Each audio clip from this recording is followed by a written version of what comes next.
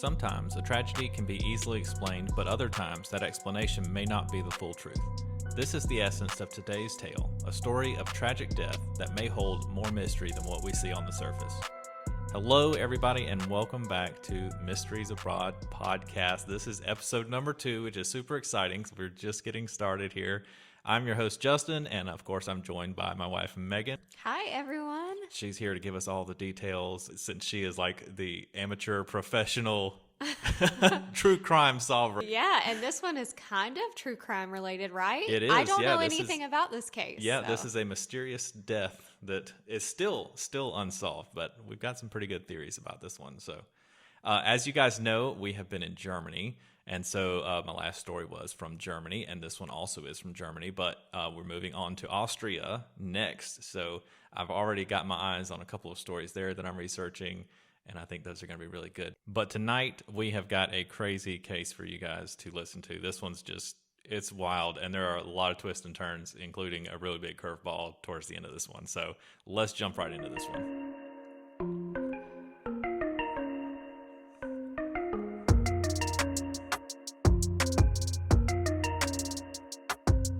Our story picks up in the fall of 1984 in a little community called Unsolved, Germany. You've probably never heard of Unsolved before. It's just a small community that is situated about an hour and a half north of the West German city of Frankfurt. Gunther Stoll was a resident of this town where he lived with his wife. He has recently become unemployed, but he was a food engineer by profession. What is a food engineer? I have to ask. Yeah, I had to look this up too. So a food engineer, it turns out, is responsible for designing and improving systems for production, processing, distribution, and storing food and agricultural products. And I kind of believe, having heard this whole story, I think that this is a key point to the case, but we'll talk about that more in the theories. Okay. Gunther has been having some mental issues lately, primarily with paranoia. He seems to be very concerned for his safety. In fact, he often mentions to his wife that they or them are after him and intend to do him harm. However, he never explains to her who these mysterious people are, why they might want to hurt him, or any of that kind of stuff. So kind of a big question mark of this case is this unfounded paranoia, or is this an actual case where Gunther knows something that no one else does, or has a legit reason to be concerned for his safety? On the evening of October 25th, 1984, Gunther is with his wife at home. He is sitting in the chair in the bedroom, reportedly not working on anything, didn't receive a phone call or any of that kind of stuff, when he suddenly leaps up and says, "Now I've got it." And he quickly grabs a piece of paper and writes down the letters YOGTZE. Then he scribbles it out and leaves the home into the night. Now, it is a handwritten note that was written very quickly, and it was kind of scribbled through. So when investigators get this, there was some disagreement on what it said. Some people said it said YOGTZE. Others said it might have been YO6TZE because, they look really similar whenever you write them down if it's like a capital G. Mm-hmm. So the meaning of the note has never been determined. However, it is obviously a crucial clue in the case because that's the last thing that he did, of note before he heads out into this fateful night here. We know that Gunther left his house after writing the note and headed into another small town nearby called Wilmsdorf. He went into his favorite tavern and ordered a beer. Now this was at 11 p.m. Shortly after arriving at the bar, Gunther collapsed and fell to the floor, and when he did, he struck his face on the floor, causing an injury, and he lost consciousness for a moment.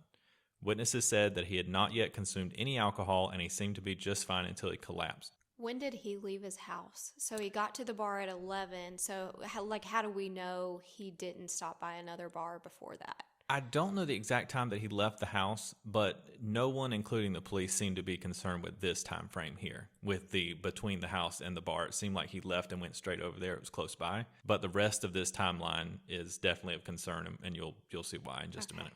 So Gunther regains consciousness. He gets back up to his feet, reassures everyone, tells them that he's okay, but he is leaving. And obviously they're like, okay, sure, you just fell and hit your head. So, you probably do want to go home or whatever. But then he leaves the bar and he disappears for the next 2 hours. No one knows where he goes. Then at 1 a.m., he shows up only about 6 miles away. So it took him 2 hours to travel 6 miles, and we don't know why. He shows up in a town where he grew up, and it's called Heigerzelbach. and I hope I'm saying that right. It's a very long German word, but I think it's Heigerselbach. This time he shows up on the doorstep of a childhood friend. Now, his friend isn't very comfortable with this late night visit, so she doesn't let him into the house. She does listen to him, and he rants for a long time about a horrible incident that is going to be occurring, but he never clearly explains what the meaning of that is. She urges him to return home to his wife or to go to his parents' house since they live nearby because that was his hometown there. He agrees, and he leaves, but he doesn't make it clear where he's going to go. Now, another strange timeline is we don't know where he goes for the next 2 hours. He disappears into the night.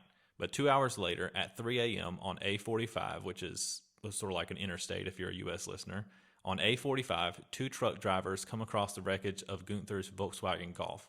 They claim to have seen someone in a white coat who appeared to be injured fleeing the scene as they pull up. The truckers approached the wreckage and found Gunther naked, sitting in the passenger seat and badly injured. Barely clinging to life, Gunther says that there were 4 men with him and that they had beaten him. A short time later, an ambulance arrived to transport Gunther to a nearby hospital, but unfortunately, he passed away en route.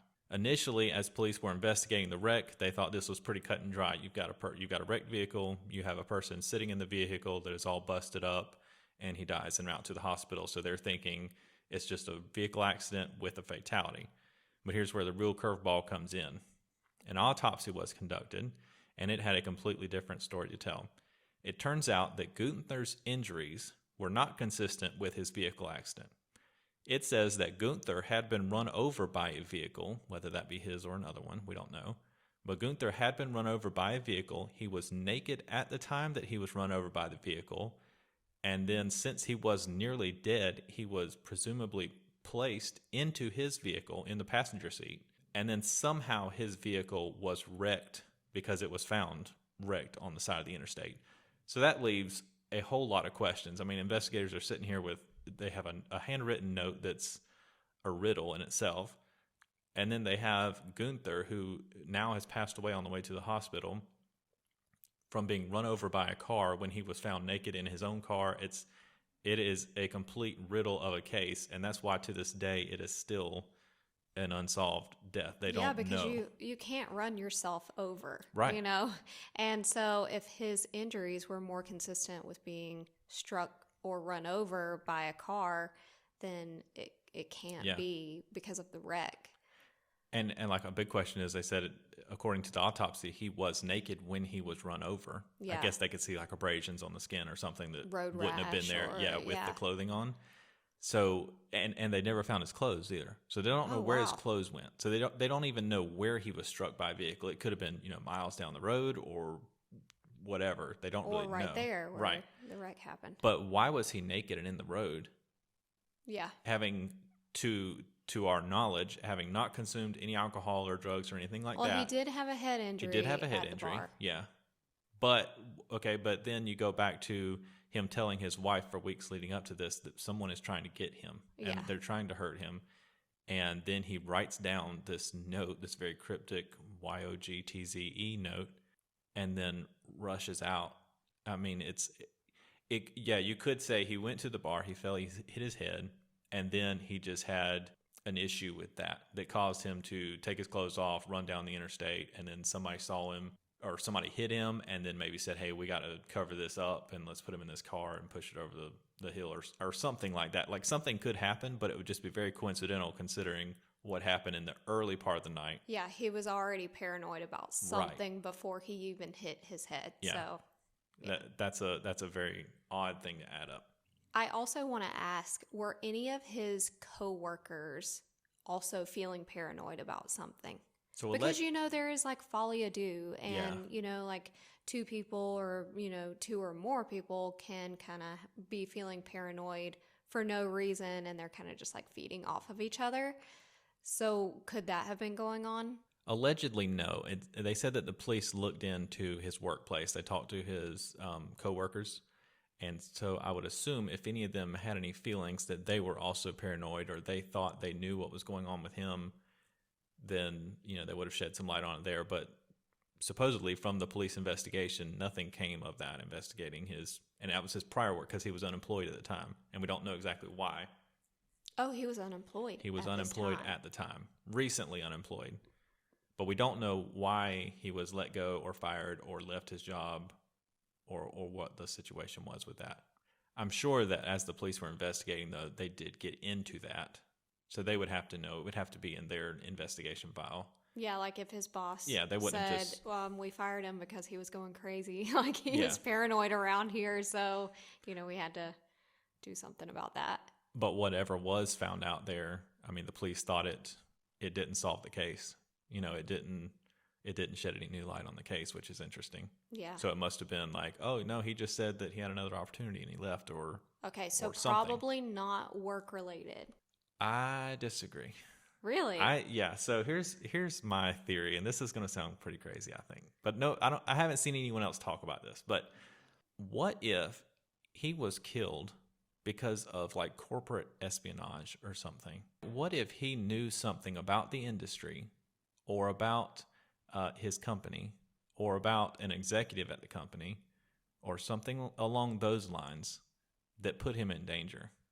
Like because like the food industry, there's some shady stuff that goes on there. Oh, You've got 100%. You've got like Monsanto, I think they're based in the US. I mean, and keep in mind, y'all, like we're over here in Europe, but we're from the US. Like there's a lot definitely some really shady stuff going on with like the FDA and some of these big companies, like these seed companies, agricultural supplies. What if he was involved with something like that, and that's why he left? Maybe he became aware of something or was involved with some type of research and then said, no, we can't do this anymore. And they're like, you're going to have to. And he says, well, I'll quit. But he already had it all in his mind. He knew the stories. He knew the secrets. And so that's why he was telling his wife, like, I got to lay low. I can't be there at work. They are going to get me, things like that. So that's one theory. I guess that's sort of like my theory, is that he became involved with something that became dangerous for him.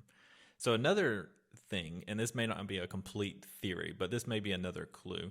So people have talked about the note that he wrote down. A lot of people have really focused on that, and for good reason. I mean, it's very cryptic. It was his last action, I guess we could call it. So it said YOGTZE or YO6TZE. And some people said that it could be a license plate, and it could represent a license plate of the people that were after him. Other people have said it could be that he had a premonition or a vision of the license plate of the vehicle that ran him over that night sitting at home. Wow, how crazy would that be? Almost like a psychic vision. Yeah. Kind of like saw his death or something. I mean, you know me. I know you. Yeah, I thought that this would intrigue you. Could be. I wouldn't rule it out, but also I think that would be extremely rare. Yeah. So when we were in Germany, as we were driving around, I was looking the whole time at license plates because I wanted to know how plausible is this. Now, that is obviously 6 characters, YOGTZE.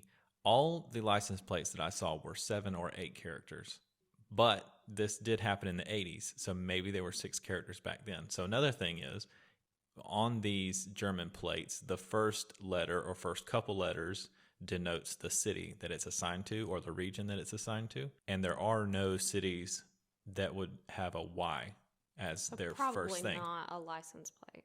But I'm telling you, this one is just full of twists and turns. Yeah. But I have heard, and I couldn't personally confirm this when we were in Germany last week. I have heard that military plates start with a Y. Ooh, but I didn't see any military vehicles, so I can't say firsthand that I can. If you guys know, let us know, because that is extremely interesting. Yeah, because that would involve like a government cover up, or it's military cover up. Yeah. Yeah. So that would be another crazy thing. So there's all these things that people have run with. They also said if it was a license plate, it could be that like the Z was misinterpreted. Maybe that was supposed to be a 2, so it would have been like YO6T2E or something, to add some numbers in there. But either way, the police were not able to find that license plate at the time, unless it was a secret government license plate of sorts. I was going to say, and surely they would have looked at that, though. Yeah. Surely they would have known the only license plate that starts with a Y is military, Yeah, so that's let's true. go there That's first. True. Yeah, because it evidently led them nowhere. I mean, they investigated this for years. It's still an open case. It's a cold case, but I mean, it's still an open case and still unsolved. They have no idea what happened to Gunther Stoll in the 2-hour period after he left the bar, before he got to his friend's house, and they have no idea what happened to him in that 2-hour period after he left his friend's house, except for the fact that they know he was naked, he was run over, he was placed in his car was wrecked. They don't even know if his car was wrecked when he was placed into his car, or if he was placed into his car and then the car was wrecked. Wow. And presumably, okay, so let's go through this. So he gets run over by a car, because that's what the autopsy shows. So let's say he gets run over by a car. He is clearly very hurt. I mean, he's nearly dead. He is placed into his vehicle. Who is driving that car to wreck it? The person fleeing. Yeah, the person in the white coat that's fleeing the scene. Yeah. That person's also injured. I mean, could be from this wreck. I mean, he could have, maybe it wasn't purposeful to wreck that car that night. Maybe they ran him over and they were trying to take him somewhere and leave him or something. And maybe that person was drunk or something and they wrecked the car accidentally. And then they were like, oh, shoot, I got to run. Here comes 2 truck drivers. Did you say he was wearing a white coat when you went through this the first time? Because I didn't even think about that. If you're doing something so shady, why are you wearing a white coat? Yeah. Like, that's the worst thing you could wear. It's so noticeable. Yeah. Well, maybe that person wasn't doing something shady that night. That person just accidentally ran him over and then was covering up for it. Maybe, yeah. And so it was like, this wasn't a planned thing. But here again, you've got Gunther writing weird things down, saying that they're coming after him, and then he rushes off into the night, and then this happens. And it's like, did he predict this happening? Or was this actually happening? Or was he just going crazy and he happened to be run over by a car that night? They could be separate things. And I have seen the pictures of his car. And I can show them to you in a little bit. And for those of you listening on the podcast, I'll put them on our Instagram page. It's Mysteries Abroad Podcast. I'll put the picture of the car up there so you can see it. It is a black and white photo taken at night of a white car sitting in the bush. So it's terrible. It's a terrible quality photo, but it's the crime scene photo. And it doesn't appear to me that there is enough damage there to have had a fatality in the car. Like, the car does have damage to it, but it's not like it's flipped over. It's not smashed into a giant tree or anything like that. It's just kind of like in the brush and beat up. For those of you who are tuning in for the first time, Justin used to be a firefighter, so he's definitely seen wrecks, how cars would look. Yeah. Yeah. How cars would look if there was a fatality, or most likely could have been a fatality, and what a car would look like if there wasn't. Yeah. And I mean, and you never know. Freak things can happen. You know, someone could die in a very simple accident, or someone can survive a horrendous accident. But just looking at the car, I mean, it doesn't look like it was an accident that would kill anyone. And that is what the autopsy showed as well, because they said his injuries were not consistent with that accident. So it could be that someone else was driving and either intentionally wrecked this vehicle with them inside of it. Because someone would have been driving and been like, all right, I'm just going to drive through the woods here, or whatever the case is. Either intentionally or accidentally, they did that and then had to climb out. And they survived the wreck because the 2 truck drivers said they saw him fleeing the scene on foot. So that leaves some big questions. But also, Gunther said there were 4 men there and they beat him. Mm-hmm. And the truck drivers claimed to have only seen 1. So where are the other 3 guys? And it's not likely, it's possible, but it's not likely that all 4 were in that Volkswagen Golf with Gunther. That would be 5 men in a Volkswagen Golf. That's a tiny, tiny car. So you think there was another car there? Yeah, I mean, I think one plausible theory is, and we have to set aside the whole paranoia and all of that going on, but one plausible theory is maybe he hits his head in the tavern, he leaves, and he's got a brain injury. And he goes and he maybe gets out of his car on the side of the road, side of the highway or something. He takes his clothes off, steps out on the highway, gets hit by somebody. And maybe it's a car full of 4 guys.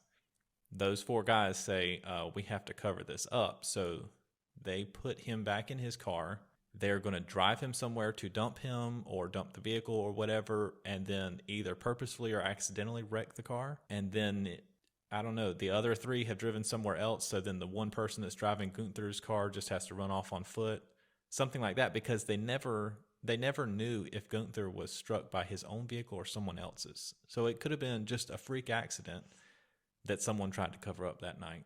Gunther, because he got hit by a car, said, yeah, there were 4 guys standing around me. They must have beat me up on the road, but he just got run over. And maybe he said that because, a brain injury. If he had a brain injury, he might be confused as to what the details were. Maybe there were not even 4 people. If he was confused what the details were, could have just been 1. Maybe he was just seeing 4. Yeah, I mean, he was paranoid before he even left the house, so... Yeah. And if you mix in a brain injury as well that occurred that night, it is a complete... It's one of those, Russian stacking dolls. Is that what you call them? Where you just peel it's back the layers. Yeah, it's just like one inside of another. You keep, you get to one little bit of fact, and then you look at it and say, wow, well, that opens up, 5 more questions, and then you find one other little shred of truth, and that opens up 5 more questions. Yeah. Well, I think when you're not thinking right, you're going to make some bad decisions. And so maybe that's just what happened here. Maybe he was paranoid and had no reason to be paranoid. And then he went out, made some bad decisions, wasn't thinking right, and got hit by a car. Somehow took his clothes off, got hit by a car, and then, like you said, the people said that they needed to cover it up. That could be what's going on. Yeah. And the numbers and the letters mean nothing. He was just paranoid. But also, it could all mean something. It could. And another thing that you almost breeze over in the story and we didn't even discuss, he collapsed and hit his head in the bar without having any drinks or anything. The people in the bar said that he wasn't drinking. He just came in the bar, ordered his drink. Before he got it, he collapsed and hit his head on the floor. Why? Why did he collapse when he got there? Could have been drugged, yeah. He could have been drugged before he got there? Yeah. Poisoned? Something? He could have just, something's not right in his head. That's why he's paranoid. That's why he's just writing down weird numbers and letters, and then he just passes out. And I was just thinking, what if he had like a tumor, like a brain tumor or something that caused his paranoia, that caused him to pass out, that caused him to do some crazy things that night, like get naked, walk in the road, something along those lines. However, if that was true, seems like they would have found that in the autopsy. Oh, yeah, the brain tumor. They did a full autopsy. Something like that should have been found. Yeah. I would think. There's just a lot to unpack with this story and a lot of questions. It is such a perplexing story. It's just a list of questions. To me, it sounds like it's either nothing at all, he was just paranoid and then accidentally got hit by a car, or it was a lot of stuff that we'll never know. Yeah. Like something corporate or government based, and maybe he was drugged and chased down or something. Yeah.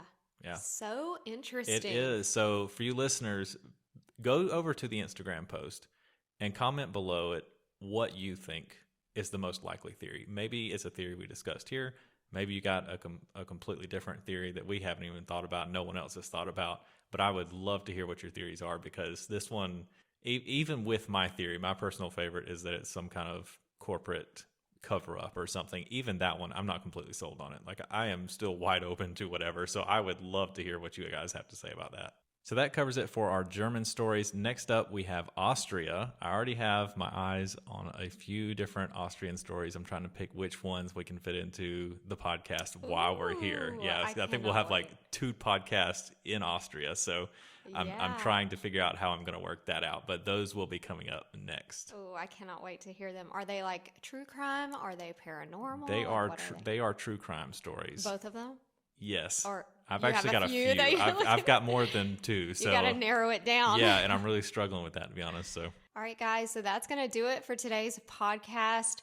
I look forward to hearing all of y'all's theories over on our Instagram, which is Mysteries Abroad Podcast. So be sure to give us a follow, and I can't wait to read what you guys come up with. I also wanted to remind you guys, we are posting twice a week, Mondays and Thursdays, so be on the lookout for those uploads.